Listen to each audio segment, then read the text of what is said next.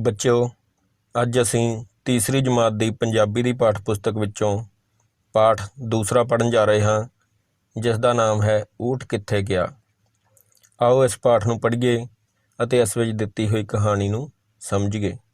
ਤਾਂ ਸ਼ੁਰੂ ਕਰਦੇ ਹਾਂ। ਜੈਸਮੀਨ ਨੂੰ ਆਪਣੇ ਬਾਬਾ ਜੀ ਦੀ ਸੁਣਾਈ ਕਹਾਣੀ ਯਾਦ ਆ ਗਈ। ਉਹ ਖੁੱਲ੍ਹ ਕੇ ਹੱਸੀ। ਕਹਾਣੀ ਹੱਸਣ ਵਾਲੀ ਹੀ ਸੀ। ਕਹਾਣੀ ਇਸ ਤਰ੍ਹਾਂ ਸੀ। ਤਾਂ ਬੱਚਿਓ, ਇੱਥੇ ਸਾਨੂੰ ਪਤਾ ਲੱਗਦਾ ਹੈ ਕਿ ਜੈਸਮੀਨ ਨੂੰ ਉਸਦੇ ਬਾਬਾ ਜੀ ਨੇ ਕੋਈ ਕਹਾਣੀ ਸੁਣਾਈ ਹੋਵੇਗੀ, ਜਿਹੜੀ ਉਸਨੂੰ ਹੁਣ ਯਾਦ ਆ ਗਈ, ਅਤੇ ਕਹਾਣੀ ਯਾਦ ਆਉਂਦਿਆਂ ਹੀ ਉਹ ਖੁੱਲ੍ਹ ਕੇ ਖਿੜਖਿੜਾ ਕੇ ਹੱਸ ਪਈ। ਆਓ ਦੇਖਦੇ ਹਾਂ ਕਹਾਣੀ ਵਿੱਚ ਕੀ ਹੈ। ਕਰੀਮੂ ਕੋਲ 10 ਊਠ ਸਨ। ਉਸਦੇ ਪਿੰਡ ਤੋਂ ਦੂਰ ਸ਼ਹਿਰ ਵਿੱਚ ਊਠਾਂ ਦੀ ਮੰਡੀ ਲੱਗਦੀ ਸੀ। ਕਰੀਮੂ ਨੇ ਆਪਣੇ ਊਠ ਉਸ ਮੰਡੀ ਵਿੱਚ ਲੈ ਕੇ ਜਾਣੇ ਸਨ। ਤਾਂ ਬੱਚਿਓ, ਇੱਥੇ ਇੱਕ ਕਰੀਮੂ ਨਾਂ ਦਾ ਵਿਅਕਤੀ ਹੈ ਜਿਸ ਕੋਲ 10 ਊਠ ਸਨ। ਉਸਨੇ ਉਹ ਊਠ ਸ਼ਹਿਰ ਵਿੱਚ ਮੰਡੀ ਵਿੱਚ ਲੈ ਕੇ ਜਾਣੇ ਸਨ। ਮੰਡੀ ਉਹ ਜਗ੍ਹਾ ਹੁੰਦੀ ਹੈ ਬੱਚਿਓ, ਜਿੱਥੇ ਜਾਨਵਰਾਂ ਨੂੰ ਲਿਜਾ ਕੇ ਵੇਚਿਆ ਜਾਂਦਾ ਹੈ ਅਤੇ ਦੂਸਰੇ ਲੋਕ ਉੱਥੋਂ ਜਾਨਵਰਾਂ ਨੂੰ ਖਰੀਦਣ ਆਉਂਦੇ ਹਨ। ਰਾਹ ਲੰਮਾ ਤੇ ਰੇਤਲਾ ਸੀ, ਇਸ ਲਈ ਕਰੀਮੂ ਸਵੇਰੇ ਹੀ ਊਠਾਂ ਨੂੰ ਲੈ ਤੁਰਿਆ। ਉਸਨੇ ਊਠਾਂ ਨੂੰ ਕਤਾਰ ਵਿੱਚ ਤੋਰਿਆ। ਕਤਾਰ ਦਾ ਮਤਲਬ ਹੁੰਦਾ ਹੈ ਲਾਈਨ। ਇੱਕ ਊਠ ਦੀ ਨਕੇਲ ਉਸ ਤੋਂ ਅਗਲੇ ਊਠ ਦੀ ਮੁਹਾਰ ਨਾਲ ਬੰਨ੍ਹ ਦਿੱਤੀ। ਨਕੇਲ ਦਾ ਮਤਲਬ ਹੈ ਬੱਚਿਓ ਊਠ ਦੇ ਨੱਕ ਵਿੱਚ ਪਾਈ ਹੋਈ ਕਿੱਲੀ ਜਾਂ ਲੋਹੇ ਦਾ ਰਿੰਗ, ਜਿਸ ਨੂੰ ਰੱਸੀਆਂ ਬੰਨ੍ਹ ਕੇ ਊਠ ਨੂੰ ਇੱਧਰ ਉੱਧਰ ਆਸਾਨੀ ਨਾਲ ਮੋੜ ਸਕਦੇ ਹਾਂ। ਅਤੇ ਮੁਹਾਰ ਦਾ ਮਤਲਬ ਹੈ ਬੱਚਿਓ ਉਹ ਰੱਸੀਆਂ ਜਿਹੜੀਆਂ ਊਠ ਨੂੰ ਮੋੜਨ ਵਾਸਤੇ ਬੰਨ੍ਹੀਆਂ ਜਾਂਦੀਆਂ ਹਨ ਉਸ ਦੇ ਮੂੰਹ ਦੇ ਦੁਆਲੇ। ਇਸ ਤਰ੍ਹਾਂ ਸਾਰੇ ਊਠ ਇੱਕ ਦੇ ਪਿੱਛੇ ਇੱਕ ਤੁਰਨ ਲੱਗੇ। ਸੂਰਜ ਉੱਚਾ ਹੋਇਆ, ਰੇਤਲਾ ਰਾਹ ਭਖਣ ਲੱਗਿਆ। ਭਖਣ ਦਾ ਮਤਲਬ ਹੈ ਬਹੁਤ ਗਰਮ। ਰਾਹ ਬਹੁਤ ਗਰਮ ਹੋਣ ਲੱਗਿਆ। ਊਠਾਂ ਨੂੰ ਰੇਤਲੇ ਰਾਹ ਉੱਤੇ ਤੁਰਨਾ ਔਖਾ ਨਹੀਂ ਸੀ ਲੱਗਦਾ। ਕਰੀਮੂ ਲਈ ਰੇਤ ਉੱਤੇ ਤੁਰਨਾ ਸੌਖਾ ਨਹੀਂ ਸੀ। ਉਹ ਚੱਲਦਾ ਚੱਲਦਾ ਥੱਕ ਗਿਆ ਸੀ। ਰਾਹ ਵਿੱਚ ਕੋਈ ਰੁੱਖ ਨਹੀਂ ਸੀ। ਰੇਤਲੇ ਇਲਾਕੇ ਵਿੱਚ ਰੁੱਖ ਤਾਂ ਦੂਰ ਦੂਰ ਤੱਕ ਵੀ ਨਹੀਂ ਸੀ। ਕਰੀਮੂ ਨੇ ਸੋਚਿਆ ਕਿ ਅਖੀਰਲੇ ਊਠ ਉੱਤੇ ਬੈਠਿਆ ਜਾਵੇ। ਇਸ ਤਰ੍ਹਾਂ ਨਾਲ ਅੱਗੇ ਤੁਰਦੇ ਸਾਰੇ ਊਠ ਦਿਸਦੇ ਰਹਿਣਗੇ। ਤਾਂ ਇੱਥੇ ਬੱਚੋ ਤਸਵੀਰ ਵਿੱਚ ਤੁਸੀਂ ਦੇਖ ਸਕਦੇ ਹੋ ਕਿ ਕਰੀਮੂ ਸਭ ਤੋਂ ਅਖੀਰਲੇ ਊਠ ਦੇ ਉੱਪਰ ਬੈਠ ਗਿਆ, ਕਿਉਂਕਿ ਉਸਨੇ ਸੋਚਿਆ ਕਿ ਅੱਗੇ ਤੁਰਦੇ ਹੋਏ ਸਾਰੇ ਊਠ ਉਸਨੂੰ ਦਿਖਦੇ ਰਹਿਣਗੇ। ਅੱਗੇ ਦੇਖਦੇ ਹਾਂ ਕੀ ਹੈ ਬੱਚਿਓ। ਕਰੀਮੂ ਊਠ ਉੱਤੇ ਬੈਠ ਗਿਆ।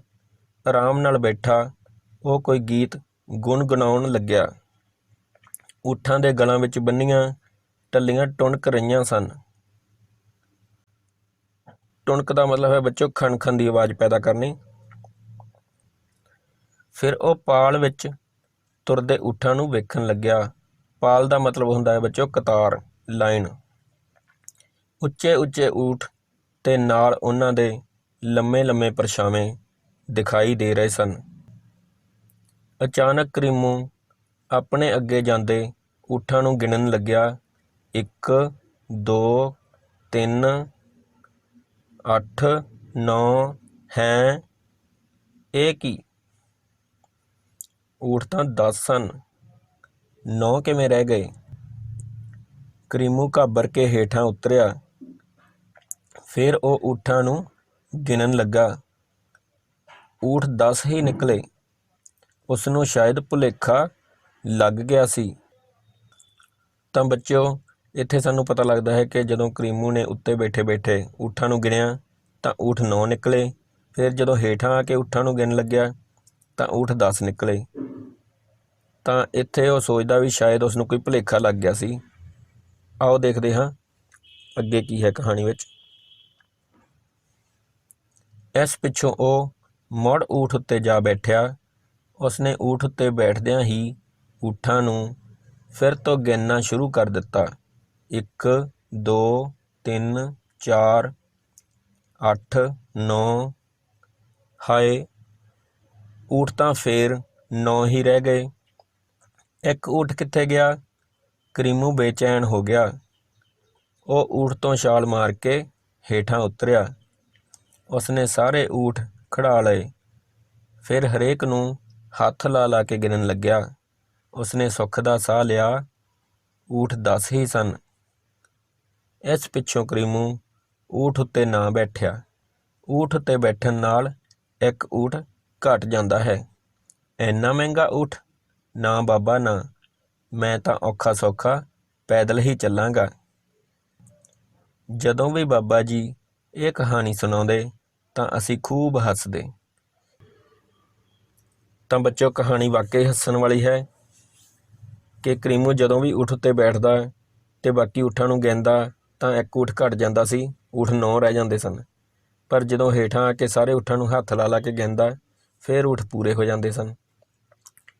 ਤਾਂ ਉਸਨੇ ਸੋਚਿਆ ਕਿ ਮੈਂ ਊਠ ਉੱਤੇ ਬੈਠਣ ਨੂੰ ਰਹਿਣ ਦਿੰਦਾ, ਕਿਉਂਕਿ ਊਠ ਉੱਤੇ ਬੈਠਣ ਨਾਲ ਇੱਕ ਊਠ ਘਟ ਜਾਂਦਾ ਹੈ। ਆਓ ਹੁਣ ਇਸ ਦੇ ਪ੍ਰਸ਼ਨ ਉੱਤਰਾਂ ਵੱਲ ਦੇਖੀਏ। ਪਹਿਲਾ ਹੈ ਬੱਚਿਓ ਸ਼ਬਦਾਰਥ। ਇੱਥੇ ਕੁਝ ਸ਼ਬਦਾਂ ਦੇ ਅਰਥ ਦਿੱਤੇ ਹੋਏ ਹਨ, ਆਓ ਇਹਨਾਂ ਨੂੰ ਦੇਖਦੇ ਹਾਂ। ਮੰਡੀ, ਮੰਡੀ ਦਾ ਮਤਲਬ ਹੁੰਦਾ ਹੈ ਬਾਜ਼ਾਰ। ਨਕੇਲ, ਪਸ਼ੂ ਦੇ ਨੱਕ ਵਿੱਚ ਪਾਈ ਰੱਸੀ। ਟੁਣਕ, ਟੁਣਕ ਦਾ ਮਤਲਬ ਹੈ ਖੜਕਾਰ। ਘਾਬਰ ਕੇ ਮਤਲਬ ਡਰ ਕੇ। ਖੂਬ, ਖੂਬ ਦਾ ਮਤਲਬ ਬਹੁਤ। ਰੇਤਲਾ, ਇਸ ਦਾ ਮਤਲਬ ਹੈ ਰੇਤ ਵਾਲਾ। ਭਖਨ, ਭਖਨ ਦਾ ਮਤਲਬ ਗਰਮ। ਪਾਲ, ਪਾਲ ਹੁੰਦੀ ਹੈ ਕਤਾਰ। ਮਹਿੰਗਾ, ਮਹਿੰਗਾ ਦਾ ਮਤਲਬ ਹੈ ਕੀਮਤੀ।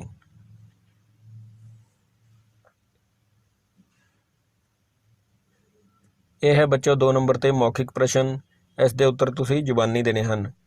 ਆਓ ਦੇਖਦੇ ਹਾਂ ਕਿਹੜੇ ਕਿਹੜੇ ਪ੍ਰਸ਼ਨ ਹਨ। ਜੈਸਮੀਨ ਨੂੰ ਕਿਸ ਦੀ ਸੁਣਾਈ ਕਹਾਣੀ ਯਾਦ ਆਈ? ਉਸ ਨੂੰ ਆਪਣੇ ਬਾਬਾ ਜੀ ਦੀ ਸੁਣਾਈ ਕਹਾਣੀ ਯਾਦ ਆਈ। ਕਰੀਮੂ ਊਠ ਉੱਤੇ ਬੈਠਾ ਕੀ ਕਰਨ ਲੱਗਾ? ਉਹ ਕੋਈ ਗੀਤ ਗੁਣਗੁਣਾਉਣ ਲੱਗਿਆ। ਰਾਹ ਕਿਹੋ ਜਿਹਾ ਸੀ? ਰਾਹ ਲੰਮਾ ਅਤੇ ਰੇਤਲਾ ਸੀ। ਅੱਗੇ ਹੈ ਤੀਸਰੇ ਨੰਬਰ 'ਤੇ ਠੀਕ ਵਾਕਾਂ ਅੱਗੇ ਸਹੀ ਦਾ ਨਿਸ਼ਾਨ ਅਤੇ ਗਲਤ ਵਾਕਾਂ ਅੱਗੇ ਗਲਤ ਦਾ ਨਿਸ਼ਾਨ ਲਾਓ। ਊੜਾ ਪ੍ਰਸ਼ਨ ਹੈ ਊਠਾਂ ਦੇ ਗਲਾਂ ਵਿੱਚ ਟੱਲੀਆਂ ਬੰਨ੍ਹੀਆਂ ਸਨ। ਤਾਂ ਇਹ ਬਿਲਕੁਲ ਠੀਕ ਹੈ, ਊਠਾਂ ਦੇ ਗਲਾਂ ਵਿੱਚ ਟੱਲੀਆਂ ਬੰਨ੍ਹੀਆਂ ਸਨ। ਇੱਥੇ ਅਸੀਂ ਲਾਵਾਂਗੇ ਸਹੀ ਦਾ ਨਿਸ਼ਾਨ। ਕਰੀਮੂ ਦੇ ਵਾਰ-ਵਾਰ ਗਿਣਨ 'ਤੇ 2 ਊਠ ਘਟ ਜਾਂਦੇ ਸਨ। ਇਹ ਗਲਤ ਹੈ, ਇੱਕ ਊਠ ਘਟਦਾ ਸੀ। ਇੱਥੇ ਅਸੀਂ ਲਾਵਾਂਗੇ ਗਲਤ ਦਾ ਨਿਸ਼ਾਨ। ਅਗਲਾ ਹੈ ਕਰੀਮੂ ਅਖੀਰਲੇ ਊਠ ਉੱਪਰ ਬੈਠਾ ਸੀ। ਤਾਂ ਇਹ ਬਿਲਕੁਲ ਸਹੀ ਹੈ, ਇੱਥੇ ਸਹੀ ਦਾ ਨਿਸ਼ਾਨ ਆਪਾਂ ਲਗਾਵਾਂਗੇ। ਅਗਲਾ ਹੈ ਕਰੀਮੂ ਊਠਾਂ ਨੂੰ ਖੇਤ ਲਿਜਾ ਰਿਹਾ ਸੀ। ਇਹ ਗਲਤ ਹੈ, ਕਰੀਮੂ ਊਠਾਂ ਨੂੰ ਮੰਡੀ ਵਿੱਚ ਲਿਜਾ ਰਿਹਾ ਸੀ। ਇੱਥੇ ਅਸੀਂ ਗਲਤ ਦੀ ਨਿਸ਼ਾਨੀ ਲਾਵਾਂਗੇ। ਆਓ ਹੁਣ ਇਸ ਤੋਂ ਅੱਗੇ ਚੱਲਦੇ ਹਾਂ। ਅੱਗੇ ਹੈ ਪ੍ਰਸ਼ਨ ਨੰਬਰ 4 ਠੀਕ ਸ਼ਬਦ ਚੁਣ ਕੇ ਖਾਲੀ ਥਾਵਾਂ ਭਰੋ। ਤਾਂ ਜਿਹੜੀ ਪਹਿਲੀ ਖਾਲੀ ਥਾਂ ਹੈ ਊੜਾ, ਪਿੰਡ ਤੋਂ ਦੂਰ ਸ਼ਹਿਰ ਵਿੱਚ ਊਠਾਂ ਦੀ ਡੈਸ਼ ਲੱਗਦੀ ਸੀ। ਇੱਥੇ ਉੱਤਰ ਦੋਵੇਂ ਦਿੱਤੇ ਹਨ ਬੱਚਿਓ, ਕਤਾਰ ਜਾਂ ਮੰਡੀ। ਤਾਂ ਇਸ ਵਿੱਚੋਂ ਸਹੀ ਉੱਤਰ ਹੈ ਮੰਡੀ। ਕਰੀਮੂ ਨੂੰ ਰੇਤ ਉੱਤੇ ਤੁਰਨਾ ਡੈਸ਼ ਲੱਗਦਾ ਸੀ, ਸੌਖਾ ਜਾਂ ਔਖਾ? ਤਾਂ ਇਸ ਦਾ ਉੱਤਰ ਹੈ ਔਖਾ। ਈੜੀ ਕਰੀਮੂ ਕੋਈ ਡੈਸ਼ ਗੁਣਗੁਣਾਉਣ ਲੱਗਿਆ, ਗੀਤ ਜਾਂ ਸ਼ਬਦ? ਤਾਂ ਇੱਥੇ ਅਸੀਂ ਲਿਖਾਂਗੇ ਗੀਤ। ਊਠਾਂ ਦੇ ਗਲਾਂ ਵਿੱਚ ਬੰਨ੍ਹੀਆਂ ਟੱਲੀਆਂ ਡੈਸ਼ ਰਹੀਆਂ ਸਨ, ਟੁਣਕ ਜਾਂ ਟੁੱਟ? ਤਾਂ ਇੱਥੇ ਅਸੀਂ ਕਹਾਂਗੇ ਟੁਣਕ।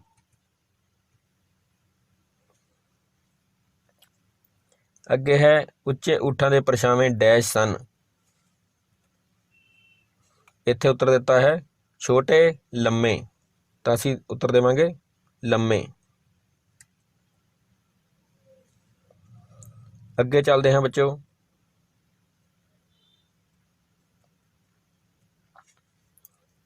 5 ਨੰਬਰ ਪ੍ਰਸ਼ਨ ਹੈ, ਹੇਠ ਲਿਖੇ ਪ੍ਰਸ਼ਨਾਂ ਦੇ ਉੱਤਰ ਲਿਖੋ। ਗੂੜਾ ਪ੍ਰਸ਼ਨ ਹੈ, ਕਰੀਮੂ ਕੋਲ ਕਿੰਨੇ ਊਠ ਸਨ? ਤਾਂ ਇਸ ਦਾ ਉੱਤਰ ਹੈ ਕਰੀਮੂ ਕੋਲ 10 ਊਠ ਸਨ। ਅੱਗੇ ਹੈ ਐੜਾ, ਕਰੀਮੂ ਕਿਹੜੇ ਊਠ ਉੱਤੇ ਬੈਠਿਆ? ਤਾਂ ਇਸ ਦਾ ਉੱਤਰ ਹੈ ਕਰੀਮੂ ਅਖੀਰਲੇ ਊਠ ਉੱਤੇ ਬੈਠ ਗਿਆ। ਤੀਸਰਾ ਹੈ ਪ੍ਰਸ਼ਨ ਈੜੀ, ਕਰੀਮੂ ਕਿਹੜਾ ਊਠ ਗਿਣਨਾ ਭੁੱਲ ਜਾਂਦਾ ਸੀ? ਤਾਂ ਇਸ ਦਾ ਉੱਤਰ ਹੈ ਕਰੀਮੂ ਜਿਸ ਊਠ ਉੱਤੇ ਬੈਠਾ ਸੀ ਉਸ ਨੂੰ ਗਿਣਨਾ ਭੁੱਲ ਜਾਂਦਾ ਸੀ। ਅੱਗੇ ਹੈ ਸੱਸਾ ਪ੍ਰਸ਼ਨ, ਕਰੀਮੂ ਫਿਰ ਊਠ ਉੱਤੇ ਕਿਉਂ ਨਾ ਬੈਠਾ? ਤਾਂ ਇਸ ਦਾ ਉੱਤਰ ਹੈ ਕਿਉਂਕਿ ਉਹ ਸੋਚਦਾ ਸੀ ਕਿ ਊਠ ਉੱਤੇ ਬੈਠਣ ਨਾਲ ਇੱਕ ਊਠ ਘਟ ਜਾਂਦਾ ਹੈ। ਆਓ ਅੱਗੇ ਚੱਲਦੇ ਹਾਂ।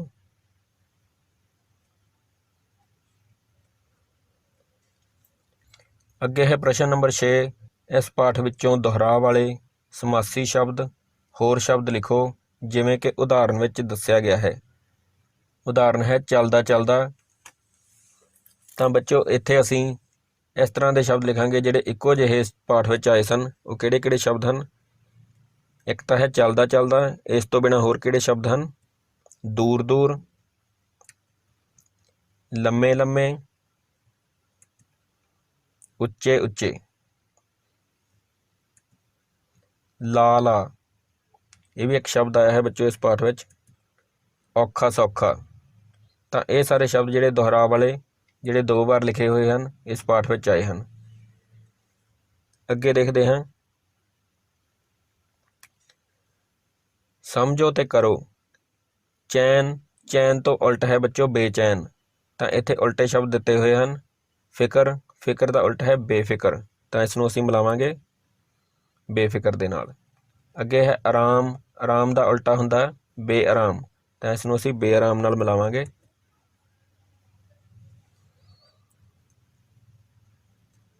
ਇਸ ਤੋਂ ਅੱਗੇ ਹੈ ਬੱਚੋ ਪ੍ਰਸ਼ਨ ਨੰਬਰ 8, ਸਮਝੋ ਅਤੇ ਲਿਖੋ। ਟੱਲੀ ਤੋਂ ਬਣ ਗਿਆ ਟੱਲੀਆਂ, ਯਾਨੀ ਇੱਕ ਵਚਨ ਤੋਂ ਬਹੁਵਚਨ ਬਣਾਉਣਾ। ਤਾਂ ਕਹਾਣੀ ਦਾ ਬਣੂਗਾ ਕਹਾਣੀਆਂ, ਮੰਡੀ ਦਾ ਬਣੂਗਾ ਮੰਡੀਆਂ, ਕਾਪੀ ਦਾ ਬਣੂਗਾ ਕਾਪੀਆਂ। ਅੱਗੇ ਹੈ ਬੱਚੋ ਰਚਨਾਤਮਕ ਕਾਰਜ। ਊਠ ਦੇ ਚਿੱਤਰ ਵਿੱਚ ਰੰਗ ਭਰੋ। ਇੱਥੇ ਤੁਹਾਡੀ ਕਿਤਾਬ ਦੇ ਉੱਤੇ ਊਠ ਦੀ ਤਸਵੀਰ ਬਣੀ ਹੋਈ ਹੈ, ਇਸ ਦੇ ਵਿੱਚ ਤੁਸੀਂ ਰੰਗ ਭਰਨੇ ਹਨ। ਅੱਗੇ ਹੈ ਬੱਚੋ ਊਠ ਬਾਰੇ 5 ਵਾਕ ਬੋਲੋ। ਤਾਂ ਤੁਸੀਂ ਊਠ ਬਾਰੇ ਕੋਈ ਵੀ 5 ਵਾਕ ਬੋਲ ਸਕਦੇ ਹੋ। ਜਿਵੇਂ ਨੰਬਰ 1 ਤੇ ਊਠ ਇੱਕ ਜਾਨਵਰ ਹੈ। ਨੰਬਰ 2 ਊਠ ਬਹੁਤ ਲੰਮਾ ਹੁੰਦਾ ਹੈ। ਨੰਬਰ 3 ਊਠ ਬਹੁਤ ਤੇਜ਼ ਚੱਲ ਸਕਦਾ ਹੈ। ਨੰਬਰ 4 ਅਸੀਂ ਊਠ ਦੀ ਸਵਾਰੀ ਕਰਦੇ ਹਾਂ।